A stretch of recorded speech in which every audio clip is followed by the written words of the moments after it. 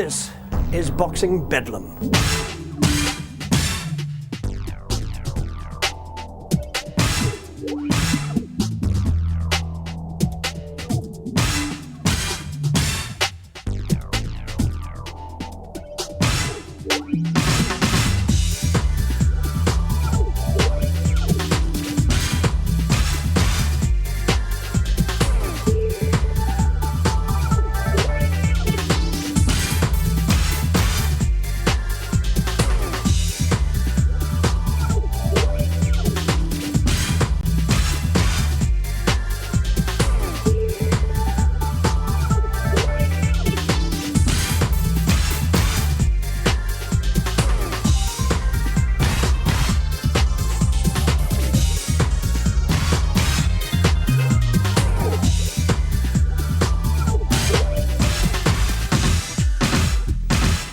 Welcome to what you are about to discover is the often funny and sometimes bizarre world of boxing. On these screens behind me is just a taste of the explosive action coming your way as we feature some of the wildest and wackiest fights in ring history. For our first walk on the wild side, let me bring you face to face with a man mountain who's become something of an icon in the United States. They don't come wackier than this.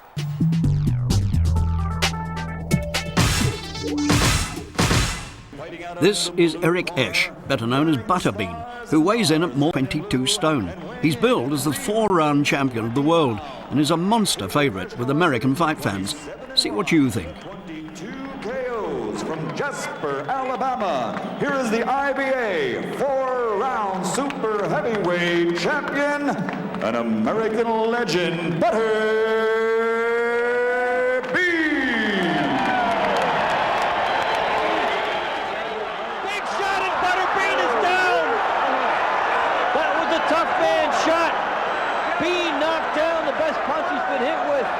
He's smiling. Knock the beans out of him. I'm fine, he says. The guys will get me. Watch out for him. Oh, he'll come back at him. An explosive start the other way. Butterbean survived that first punch shot to force a questionable draw, but he left no room for argument when he defended his manufactured 4-round title against Kenny Woods. We joined the fight in the second round. Just fire as many punches as you could, as quickly as possible to try to win those rounds. And there was no such thing as style and technique. And if you fire jabs, they might throw you out of the tournament. I think Bean is getting a little impatient here. He might have set a world's record for missing on a right hand. That last punch he launched. Down goes Woods. This fight is over. Woods' head hit the canvas very hard. Forget it. He'll never get up. Against Kurt Allen, Butterbean nearly ran out of gas chasing after his opponent before trapping him in this corner and cutting loose with a no-holds-barred, two-fisted attack. Allen in trouble. Oh, yeah. Bean is throwing his body into it. Allen doing everything he can to stay on his feet. Listen to this crowd reaction. As Eric Esch, Butterbean goes to work, he's got Allen between the ropes, in trouble. Jane 80 gets between the two and stops the fight. Wow. Not the easiest of victories for Butterbean. He had some problems for 2.5 rounds, but then when he got his man cornered... And for our final panoramic look at one of the ring's truly colossal characters, we join Butterbean as he attempts to cut down Ed White in round 2 of what was literally a battle of the giants. By Butterbean. Now he tries to follow it up. White actually took it very well, though. And now he gets clocked another left hook, and the Bean coming forward and encouraged by the fans. Bean trying to suddenly punch him, and he does there with a right hand, and down goes White, and down goes Joe Cortez, the referee. White trying to make it up to his feet. Cortez went down himself. Finally got Bean to a neutral corner. Gets White with some extra seconds of rest. Butterbean is like a modern-day 2-ton Tony Galento, but I can assure you that Tony, our moided-bum Galento, fought a better class of opponent. Joe Louis, to name but one. Timber! Down and out of the ring. Fight is over. But another cut developed on the face of Butterbean beside. Goodness, no wonder they say in the United States that Butterbean is big box office. Now, I experienced a few hairy nights at the ringside long before Butterbean came on the scene, but none quite to match the occasion when Adam Minter defended his world middleweight title against a fellow southpaw, glorifying in the name of marvellous Marvin Hagler. This was the occasion when Minter, unwisely in my view, helped stoke up an unhealthy and unsavoury atmosphere at the Wembley ringside. He said during the build-up to the fight that he wasn't going to let a black man take the title away from him. It was an unfortunate remark, and it brought the racists crawling out of their holes. You could almost smell that there was going to be trouble. Beginning to look red as well.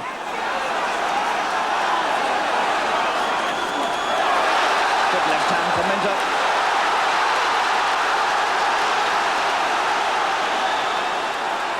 And this pair really are launching the most savage attacks at each other. And we're only 6 minutes into the fight.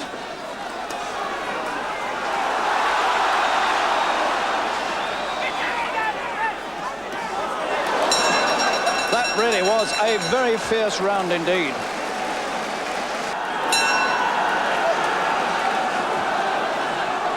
Minter now got a mark underneath the right eye, one underneath the left eye.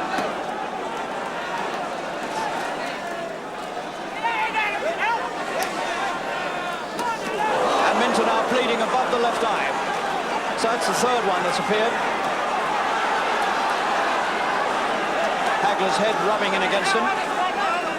Carlos Barracal, the Panamanian referee, having trouble keeping them apart. Absolutely disgusting behaviour from the British fans at Wembley Arena. As he tries to fight back. He's being forced into a real war. He's smothered in blood, Minter, and he's in desperate trouble in the third round. He can't keep the man away. Hagler will not be denied.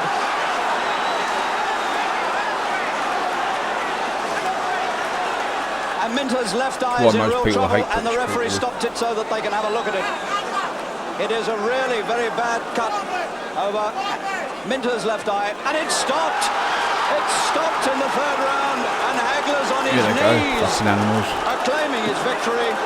He said he was the rightful champion. And he's won it in 3 rounds, and people are throwing beer cans. One's landed on me. Beer cans are being hurled in all over the ring. There's a fight started over Hagler. Somebody's attacking him. And there is chaos here, absolute chaos. Marvin Hagler I'm smothered in beer, so all my colleagues around me. And people are trying to attack Hagler. Police are trying to move into the ring to protect Hagler. And I've been struck on the head by a bottle. Especially once I've had a beer and watched a couple of rounds of boxing. And this is the worst scenes we've ever seen at Wembley, in any boxing ring in this country. It's absolute chaos. The crowd are mad with this. And clearly they're accusing Hagler of using his head against Minter and causing Minter to lose the world title. And the rage has broken out all around Wembley. And these scenes are a shame and a disgrace to British boxing. My old mate Reg Gutteridge remarked with his customary wit that it was the first time the drinks had been on me. 8 years earlier, I'd been at the Villa Park ringside to see Jack Bodell and Danny McAlinden in a brawl for the British heavyweight title that wouldn't have been out of place on the cobbles. The open air in this country for 5 years. Good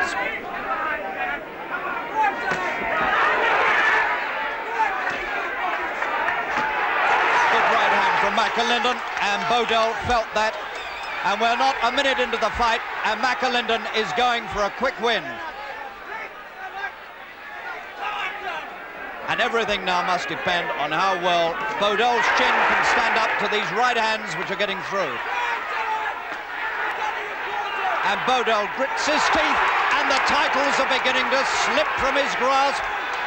And McAlinden grins all over his face as they wrestle each other to the floor, because McAlinden can see now that the titles are within his grasp in the first round.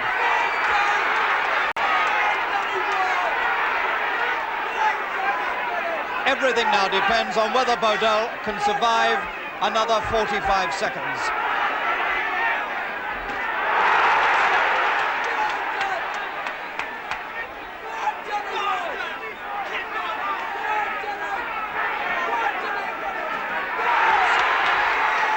He can't miss that lantern jaw. The chin is stuck out there to be hit, and McAlinden is going to hit it.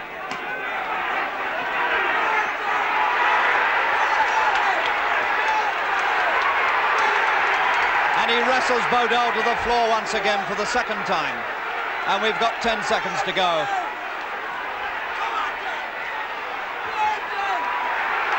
And Bodell is going, but the bell's going to rescue him. And Bodell throws one after the bell because he's so confused and dazed. He doesn't know where he is, and look at his legs. He's gone. Can McAlinden now take the titles? They may well be there for the taking. And George Smith, the referee from Scotland, says, let's have so much wrestling. They've been on the floor twice together already. This Aston Villa soccer ground, they're setting for a sensation, the right hand. 20 seconds into the second round, and Bodell's on his way out. He looks to a corner, but it's the wrong corner. Impetuosity now is the only thing that can lose McAlinden this chance. Bodell trying to get the sense back in his head. And McAlinden is going delirious trying to get these two titles from Bodell.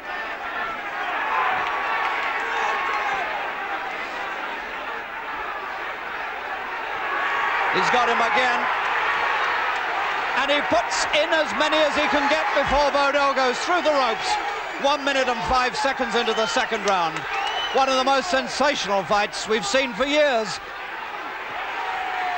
Everything getting through, and George Smith will have to think about stopping it if this goes on like this.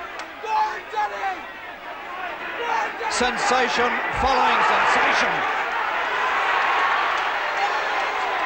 Again, right in the same place.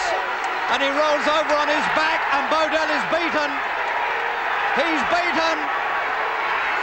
And victory being declared before Smith had even counted the man out. And Bodell has been knocked out. And the Irish supporters of McAlinden are climbing over me and everybody else as this 25-year-old McAlinden has taken 2 titles here tonight at Aston Villa in one of the most sensational fights and the most sensational scenes you've ever seen in British boxing. And the ring will hardly support all these people if many more get in. This is fantastic. McAlinden is the new British heavyweight champion. The ring invasion that followed the McAlinden-Bodell fight was a celebration. But when Riddick Bowe battled with Andrew Gallotta in New York's Madison Square Garden, there was an evil atmosphere at the end of the fight. Gallotta looked on the way to an upset victory, but crazily threw it all away by persistently landing illegal low blows. The referee issued severe warnings to Gallotta in the 6th and 7th rounds for punches that sank well south of the border. In the closing stages of the 7th, Gallotta went a punch too far with his below-the-belt deliveries, and the referee disqualified him.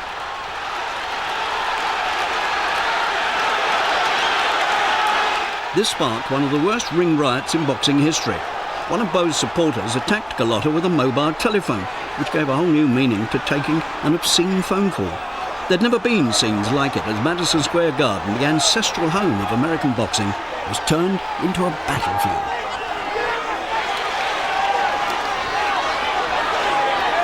The ring was heaving with angry supporters trying to settle private arguments. While all this was going on, Gallotta's manager, Lou Dover, was suffering heart problems and had to receive emergency treatment in the ring before being rushed off to hospital. I'd have said something like telephone pole, something, being Polish. Security guards battled in vain to bring some semblance of order and sanity to the ring, but they were outnumbered by warring supporters from both sides. Once again, there was the horrible stench of racism in the air, as there had been that terrible night at Wembley during the Hagler-Minter riot. But that was like a picnic compared to what went on here at Madison Square Garden.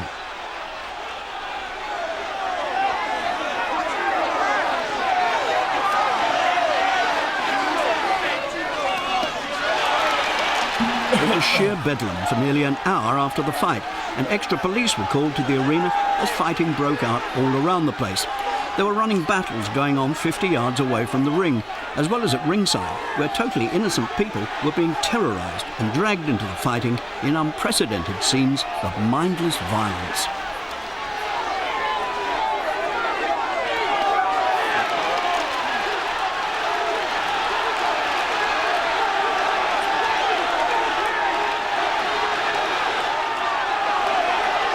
Just look at this. It's a wonder nobody was killed. It came as no surprise that there were some hefty fines handed out following an inquiry into a night and a fight that shamed boxing.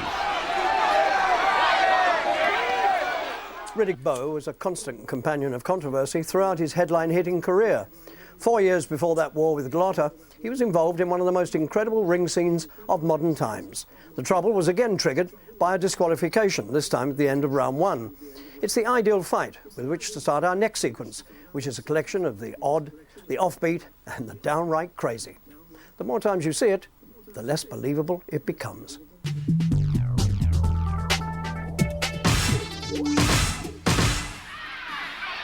Riddick Bowe now, he's got to control his thoughts, put his punches together, and put him in there. Second warning for holding from Carl Milligan. And he's likely to get more. Bowe has 26 wins, 23 knockouts, 9 of those in the first round. Going for double figures tonight. Was that a knockdown? That was a left hook. You cannot be saved by the bell.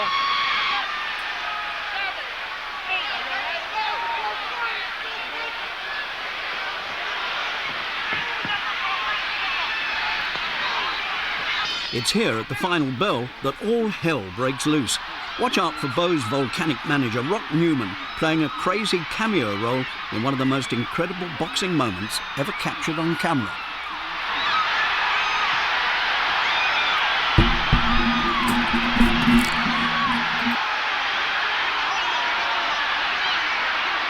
Tillery had to be treated on the floor by the ring after his unorthodox exit. He could easily have broken his back, but luckily he had no lasting injury, just a bruised backside and a bruised ego. He clambered back into the ring some 5 minutes later to be greeted with the news that he'd been disqualified for kicking. Let's take another look at those amazing last moments when the Queensberry rules went out of the window. At the end of the first, Elijah Tillery went down, and then a fight broke out. Incredible conclusion to round number 1. Carl Milligan, the referee, they go at it again. There were still several seconds to go. It seemed like a long round. There's the bell, and now some extra work. Oh, a little kickboxing by Elijah Tillery. Bowe won't stand for that. Rock Newman, the manager of Riddick Bowe, and a tag team comes in, and Elijah Tillery does a 360, a spill out of the ring. Pandemonium in the ring at the end of round number 1. Elijah Tillery dumped off the apron, taken down by Rock Newman. And at this point, I believe Tillery has been disqualified from the fight. Well, after that astonishing exit from the ring, we come to probably the most unusual and certainly the funniest entrance.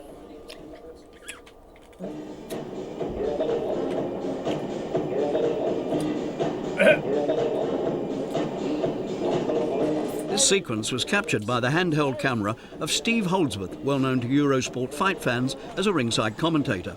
This was one occasion when he was nearly lost for words, and there was another gem to come. On a majority vote, so one judge thought the Zulu Warrior won it, and you know, it was that kind of fight. It was difficult to score. I gave 2 rounds level. He doesn't even know how to get out of the ring, look. Oh well, he didn't know how to get in it, and he certainly doesn't know how to get out of it, but I'm delighted he did it. I must apologise for the last, I don't know how long I've been the talking. The Holdsworth camera was rolling again during what became known as the mother of all fights. The picture quality is questionable, but the action is without doubt of the classic variety. Okay. McCarthy now following up here. He's got Wilson in trouble, but Wilson will be dangerous. The crowd on their feet. Wilson reeling all over the place here as McCarthy rains the punches in. He's in trouble. Adrian Morgan could stop this here. Goodness me. Well. I've never seen anything like that before. Mayhem here. As what appears to be Tony Wilson's mother going something. Well, well, well. I don't know how she got in the ring. Oh, I'm amazed. I've never seen scenes like this before. And the referee has not stopped the contest. Well, well, well. What a no contest, or...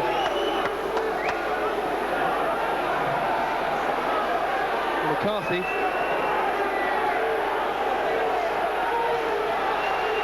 Half out of the ring.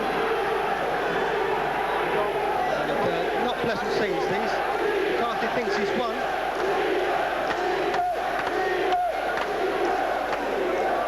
And he's declared Wilson the winner. And that's caused Adrian Morgan trouble here. Bad refereeing there, and bad security, but a bad reaction from this crowd as well. The clear message from the next incident is defend yourself at all times, even after the fight is finished. Now, fancies this, and he's got it now! Goodness me. Well, well, well, well, and Benton in big, big trouble. He's going to be, no, it's all over. So Louis Veach wins in 2 rounds, then what a tremendous turn-up for the books. Louis Veach gets himself smack in the title picture with a 2nd round stoppage and destruction. Oh, goodness me, what's going on here? What an idiot. What an idiot. What a complete idiot. Stop this in the ring. Hold on. Can you all, everybody keep calm now, please. Can we stop this in the ring right now? Can everybody just stay there? Everybody, where you are, can we calm down, please? Well, I hope he gets a very serious thrashing. Sometimes boxers just don't know when they've had enough.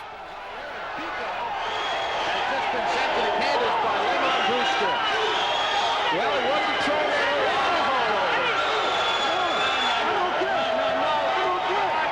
Big saying he's okay, but he can't stand up. How about that? Look at Mike, Al, have you ever seen a guy who was knocked out, who could not stand up straight, arguing that he was okay? And his corner is even telling him no sense in continuing. He was claiming that he was okay. Well, perhaps he was dyslexic and was really saying KO.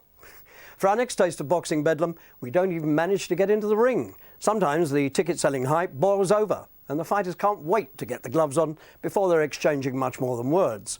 These were the extraordinary scenes when our old friend Riddick Bowe got together with his bitter rival Larry Donald for a pre-fight press conference.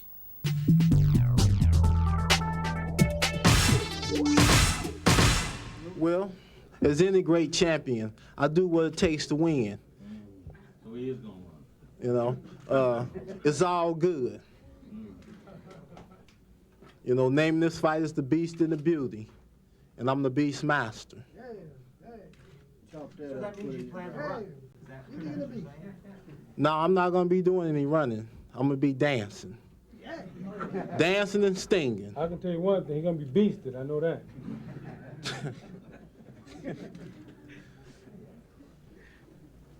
Riddick, if he does run, how do you counteract that?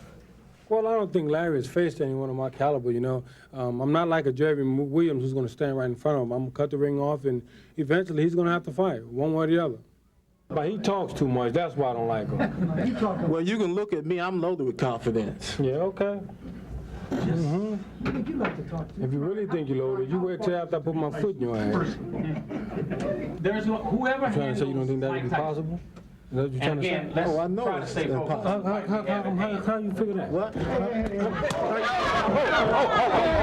How you figure that? Come on back. Come on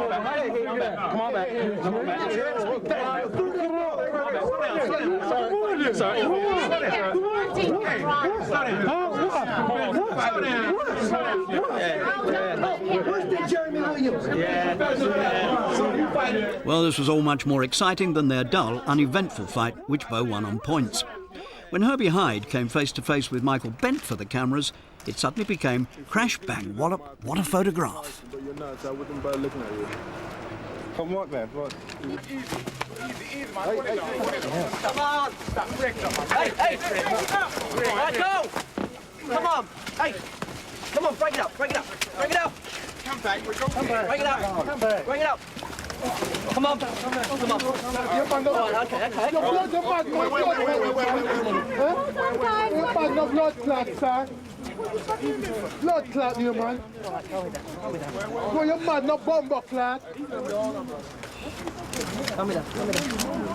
Blood clot. Shake hands, guys. Come on. You're mad. All right. Leave it. Put it down. Wait. Come on. On the table. Go. Hit me first. Good. Yeah. What's fun to see you hit me? Calm some nuts. Calm down. Just hit me. I was putting the picture.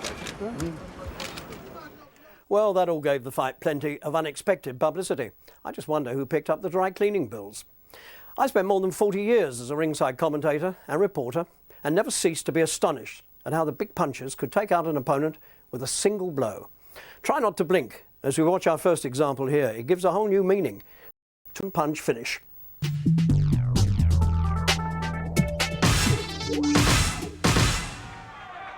we are set for round number 1. Wilfredo Pepe Muniz and Hector Sanjurjo, both from Massachusetts, and round number 1.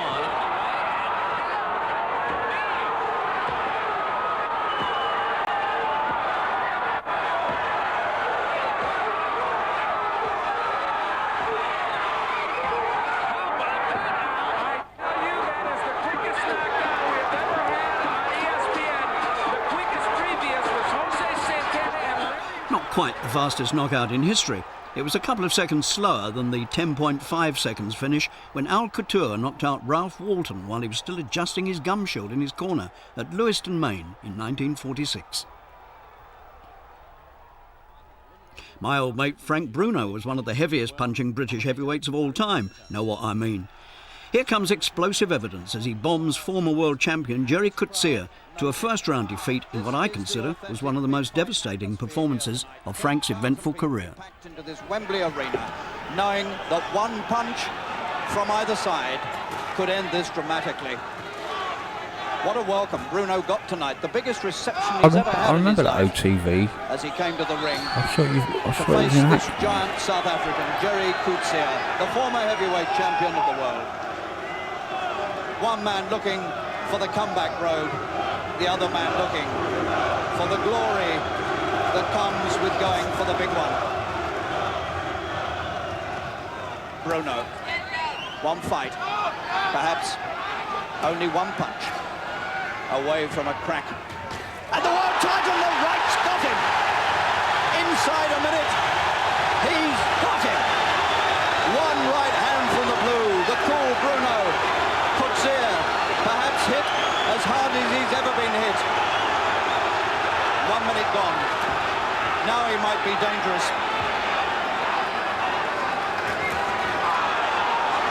Bruno mustn't get careless. Coetzee's cut underneath the left eye. He's been cut many times in recent fights, and he's cut again. What a start by Bruno. 55 seconds. A right hand and another. Surely he can't get it over inside a round. Coetzee's only been stopped twice. He's got him again. He won't get up from that. He's stretched out over the photographers. He'll never make it. He's out. And Bruno is on his way to a crack at the world title. You can hardly believe it. Terry Lawless can hardly believe it. That's the most amazing win we've seen in the British ring for many years, and Coetzee is still out. Under 2 minutes. Bruno has got to be the hardest hitting heavyweight in the world today, and he's just proved it on the former heavyweight champion of the world, the South African Jerry Coetzee, 30 years old, still out from some of the most astonishing punches that have been thrown anywhere in the world for years. 24-year-old Bruno relishing every moment of this. Here's the first knockdown. The fight wasn't a minute old when it happened. Look at that power driving right hand that went right through from the shoulder. And believe me, could see it, did well to get up from that. Here it comes again from overhead. And when he got up, he had a cut underneath the left eye. Not that that mattered. It wasn't about cuts, it was about power. Now we're seeing the final moments, which were quite extraordinary. He missed with those. The left got him on the right to the temple, actually, and he went out backwards. 6 years after those bombs from Bruno, Lennox Lewis was unleashing similar ferocious punches against Donovan Razor Ruddock for a victory that was to see him crowned heavyweight champion of the world. Lennox had Ruddock down and nearly out in the first round. Only the bell saved him.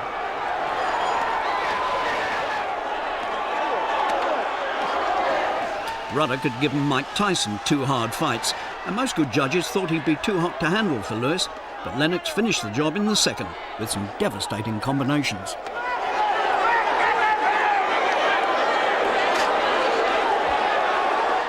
Ruddock had been verbally belittling Lewis ever since their amateur days in Canada, when they had some spiteful sparring sessions. But when it came to the real thing, he just couldn't handle the Lewis power in what was one of the most impressive displays of Lennox's career. The fight was originally billed as a championship eliminator, but as Riddick Bowe declined to make a title defence, Lewis was declared WBC champion without throwing a punch. It seemed like a paper crown at the time, but he's since proved himself well worthy of the title. They say that the last thing a fighter loses is his punch. As we see here in replay, old George Foreman, a fighting grandfather, was taking heavy punishment and trailing on points against Michael Moorer. Then, amazingly, in round 10, he produced a slow-motion punch from his memory to become world heavyweight champion for a second time. Shot that missed. George is so tired, though, Jim. If he misses a punch, he goes completely off balance. I have to give him all the credit in the world, but again, he's a 45-year-old man in a young man's game. But look at that competitive spirit coming out now. Straight right hand landing for Foreman. He's had a pretty good round here in number 10.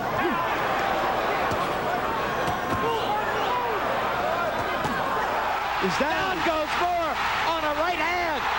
An unbelievably close-in right hand shot.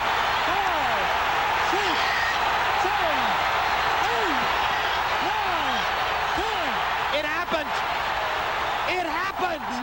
The punching preacher can hardly believe it, goes down on his knees to say thanks while Moore's trying to get up off his. This was one time when Foreman wanted to be away from the madding crowd.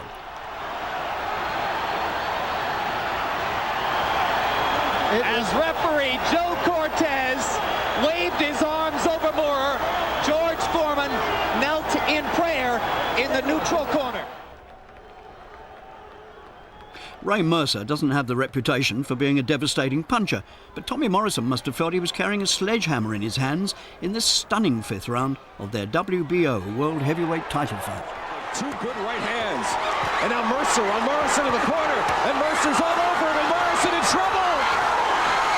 And Morrison goes down for the first time in his career. And that is it. That's it. The fight is over. Ray Mercer has won it. He successfully defended his WBO heavyweight championship.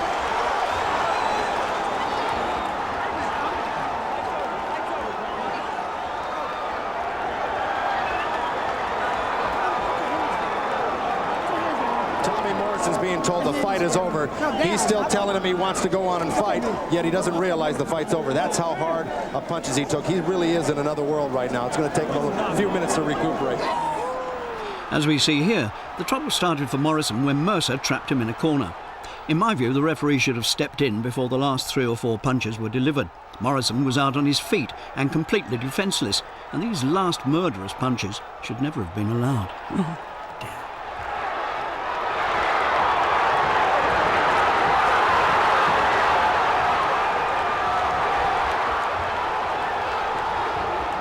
Now fasten your safety belts for a series of knockout punches right out of the top drawer.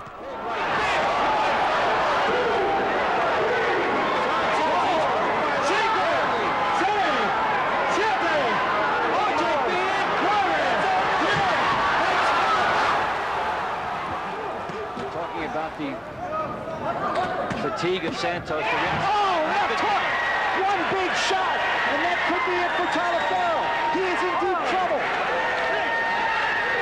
7, 8, 9. Did he get up? The fight is over. A one-punch knockout, a classic shot landed by Ali. Yes, the starter's attack to the body. Now, right there is where the double left hook. Oh, wow! Left hand and down went Kim. The left hand we talked about. King is rubber leg. He's through.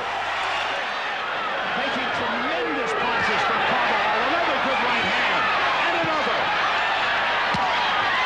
Virtually every punch landing for Michael Carvajal. Another double right hand. Costa refuses to go down. Now he goes down. No question.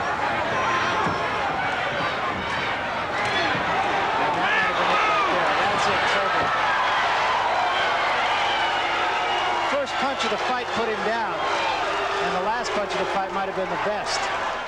It's not only punches to the head that can bring a sudden climax. Just look at this paralysing first round left to the body from hot prospect Floyd Mayweather against Kino Rodriguez. He is a tremendous fighter. If you let left hook to the body, put Rodriguez down. It was the left hook to the body, I think, that did him in. Yeah, he set him up pretty nicely because as Rodriguez was coming in, he was starting to bring his hands up to guard his face. Floyd was good enough to go to the body. Good left hook to the body, to the ribs, did the damage. And then Mayweather brought a whole new meaning to rope-a-dope.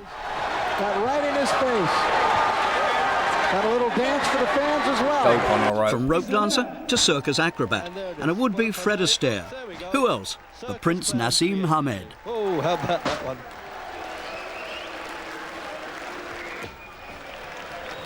Oh dear, I don't think that's a Victor Sylvester tune he was dancing to there.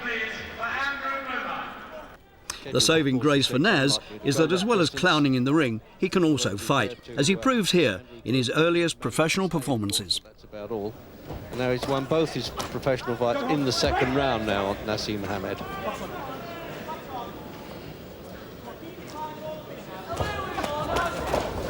Is he a southpaw, originally a southpaw, Jim Hamed? I'm not sure he knows himself. Says in amateur he was. It depends on Moody's and Reggie's switch hitting. He's doing as he pleases here. It's becoming a little bit untidy. I'd like to see him stand off a little bit, just give himself some punching room. He's doing exactly as he pleases. Oh, no, the boyo's going to get stopped there. Quite right. Oh, and there goes the tumble, the first of the circus act, but it's the third fight on the turn that he's won in the second round. Dave Parrish, one of the referees. Oh, they don't. It was nice the way he just burst into life. He switched to laughing at Naz, thinking, oh, that's good, isn't it? And he turns to obviously one of the British Boxing Board of Control, and he don't look happy, and then he smiles. All just completely lost the place. No, I didn't like it either. It's disgusting. Gentlemen, please keep the pressure going. Ladies and gentlemen, in 55 seconds of the second round. At this point, Norman didn't really know what was happening to him. Since building that foundation to his career, Naz, of course, has gone on to become a boxing idol whose ring entrances often take longer than his fights. As you're about to witness, nothing is more thrilling in the boxing ring than when a fighter climbs off the canvas to win in spectacular fashion. Our first fight is one of the most sensational World Championship wars of recent years, featuring that brave warrior, Dennis Andries, who more than meets his match here in Australian Ironman Jeff Hardy. About the audio desyncing and that, I have to keep trying to get it right. Keep throwing that right hand. You can hit him with it, and no man can take that punch for long. Jeff Harding has not only taken it, but he's also countered with good punches of his own, and there goes Harding down. 2, 3, 4, Jeff Harding getting up with a smile on his face, and Alex, a mystery blow. I didn't really see a big enough punch to... Harding recovered and started to take control of the fight in a viciously contested 11th round in which both boxers took heavy punishment. Look at the Andres head.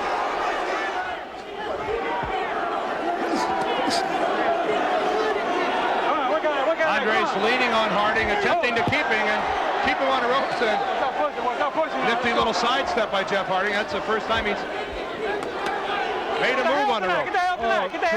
Tremendous body punching by Jeff Hardy. And it shows on Dennis Andres, who's covering up. A little bit of a wobble, and Dennis Andres right there for those 4 body punches.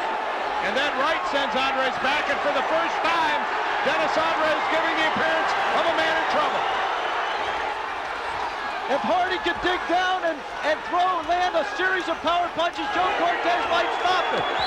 15 seconds left in the 11th round. Dennis Andres ought to throw a punch. Joe Cortez looking closely. Inside 5 seconds here in the 11th. That's it. You know, we said at the top of the show. Oh, and again, Andres is rocked early by a left from Harding. Boy, this round not even 10 seconds old, and Andres against the rope. Dennis Andres will not give up his title without a fight.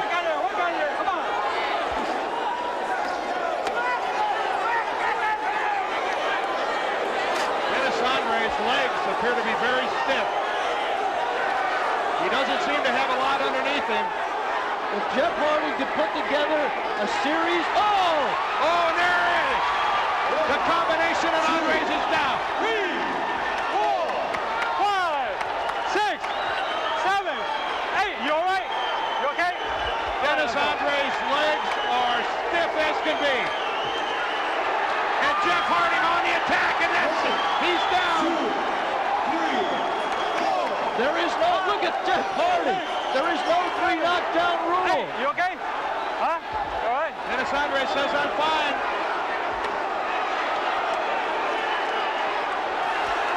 Stops the fight.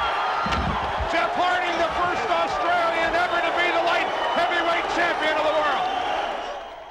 There have been few more exciting fighters in the British ring in recent years than Nigel Benn and Chris Eubank. They had some real up-and-downers and some low moments. I think Eubank was suffering more indignity than pain here in round 6. You know what Harry Carpenter would have made? There's an obligatory foul point protectors have to be worn. 3 rounds later, he was briefly down again before unleashing a ferocious winning attack.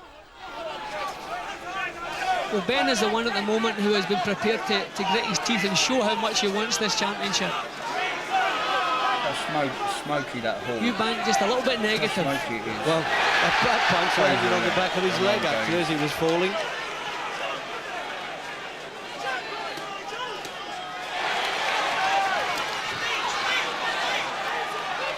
I think he was falling for that. That was I've got a really good Nigel Benn tape Opened him up with the left hand and then shot the right hand over and it connected. There's the countdown. If he did go down, the count would continue. Ben's shaking, Reg. Right to his boots, Jim. Ben is shaking. The eyes watch Reg. This will be the finish of the belt. And it's all over in the 9th round. And would you believe in Ben's corner, they looked as though they were objecting to that for a minute. Why was it stopped? But I think he was right to dive in there. Apart from the eye closing, he was also getting punished at that point. Like him or hate him. Earlier, we saw great white hope Tommy Morrison on the receiving end of a terrible pasting against Ray Mercer. And here he is in trouble again in the 5th round of a heavyweight battle with Carl the Truth Williams. Right cross from Carl Williams to the head of Tommy Morrison sends Morrison to the canvas.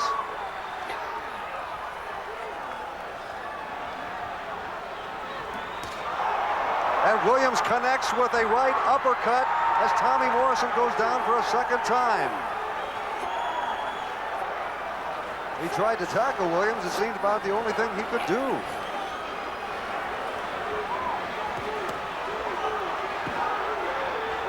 Williams, with all that experience, now closes in on the younger Morrison and continues to hammer Morrison behind the head with his right hands.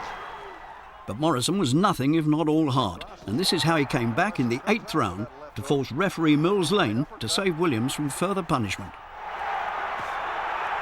There's a left hook that sends Williams back against the rope, and he is dazed. But can Morrison put him away?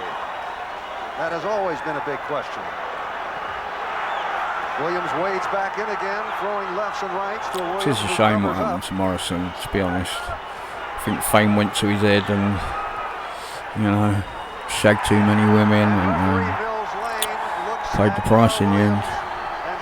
Rest in peace. And how about this for a comeback? Can you believe that you're watching the eventual winner as hot prospect Zahir Rahim takes a second round pounding? The second of 2 wins against Woods. Pounding. Shagged. I mean, he got whacked. 5, 6, I was just about to say, 7, has never been knocked out in his professional career. He came up, see a little look he gave Zahir Rahim. He kind of get the right. There's no 3 knockdown rule in Philadelphia. And I think this would be the first loss for an Olympian. Yes, the team is undefeated. This fight, I'm not sure that they're not close to stopping this. Rahim is really in trouble.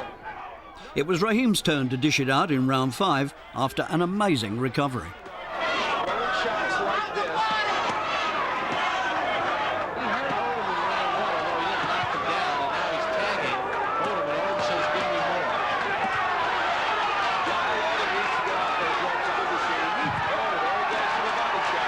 Goes for the front count. 3, 4, 5, Martin McKenzie Jr. with the count of 6. 7, 8, 9, 10. That's it, buddy. That's it. That's it. Another quick stoppage, huh? Made the count. I think deliberately is Zahir Rahim. And so we come to our final section and some quite unbelievable incidents. First of all, we feature what I consider one of the strangest fight verdicts in ring history. Now, I won't spoil it for you by telling you the result, but see if you can guess the outcome as exceptional IBF light welterweight champion Konstantin Shu battles with Leonardo Mas in Las Vegas. We join the fight in the closing moments of round 1. Good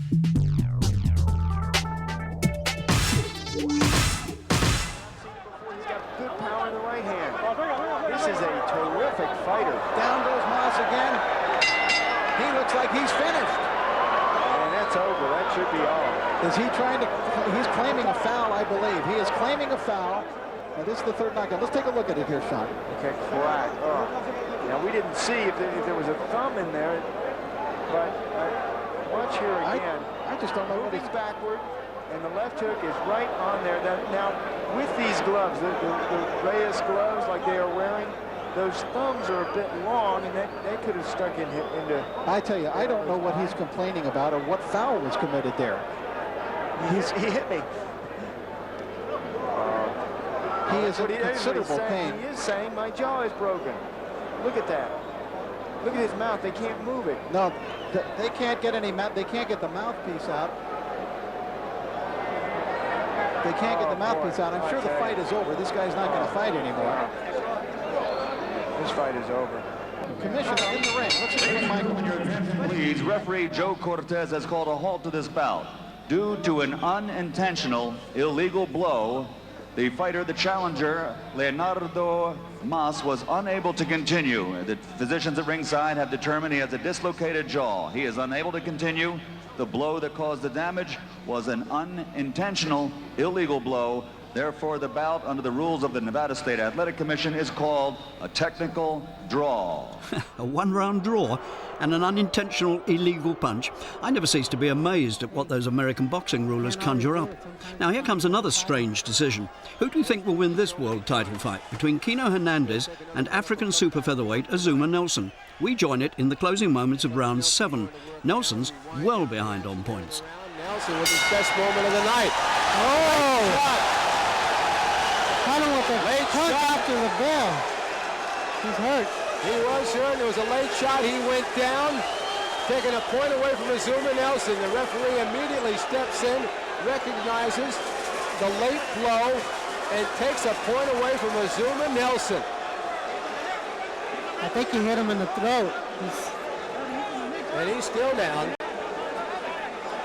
I can only think that the referee will give him the necessary time to get himself back together again. Did he get a shot in the nose again? Yeah, a shot in the throat.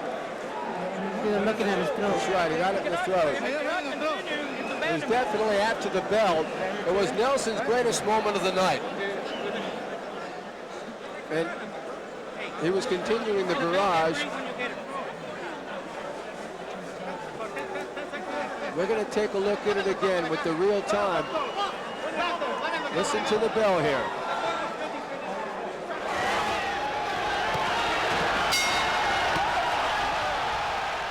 While Hernandez was being examined by a doctor in the ring, no doubt a throat doctor, Nelson kept himself on the alert by using himself as a sparring partner.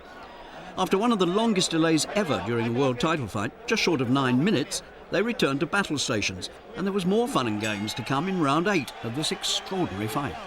Round 8. Hernandez has been dominating the fight, and he lands again with a left and a right. Still, Azuma Nelson's posed with that same problem. How do you get inside? Giving him lateral movements. He's still got the same game plan. Well, both fighters slip, fall down.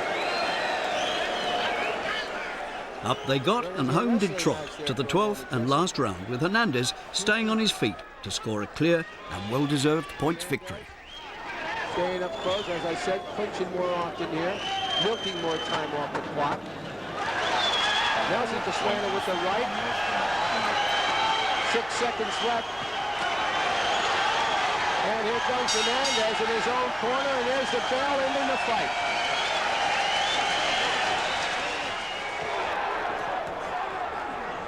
We finish this look at the wacky side of boxing with a fighter whose middle name could be Bedlam, Vinny Pazienza. Here we see him at his wildest in a brawling battle with Dana Rosenblatt. And he slips and goes down. And I like the way he throws his punches. Doesn't waste a lot of motion. Doesn't get out of position. Got him with a right hand. Then he's starting to perform. What he needs to do is box. Needs to box. Here's where Vinny can get hurt. He's going to get hurt playing around with a kid who can punch. A kid who can score, too. Rosenblatt is not wasting any punches. Not at all.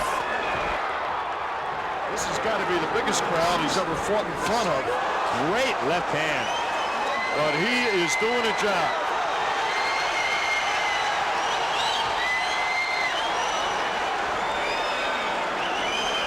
15 seconds remaining in round 3. He's keeping his calm. Rosenblatt's in total control right now. Vinny's got to try something. Oh, you know what it is? Vinny can't focus enough to throw a punch.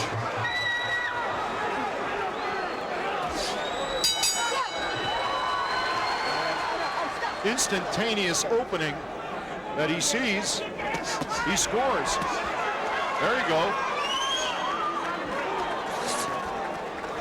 Vinny's got to do more head movement. He just can't stand in front of Rosenblatt. I've seen Pazienza fight a lot. Oh! Right hand, and Rosenblatt is down. Unbelievable. That came from Rhode Island. There we go.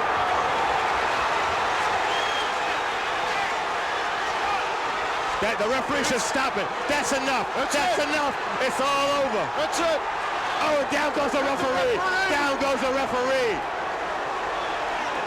Vinny, not only, and people are throwing stuff. Ice is flying into the ring. Rosenblatt is hurt. He is still out on his feet.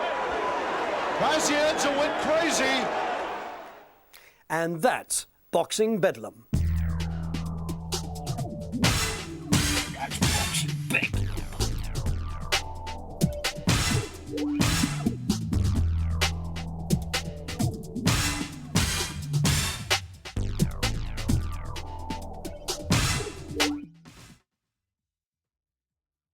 As always, thanks for tuning in. I hope you enjoyed this one. I'll be back. Jab the like button. Oh God. Right hook the subscription button. It don't cost nothing. Click the little bell to be notified of fresh uploads. And be good to each other. And take care. Hope you enjoyed it.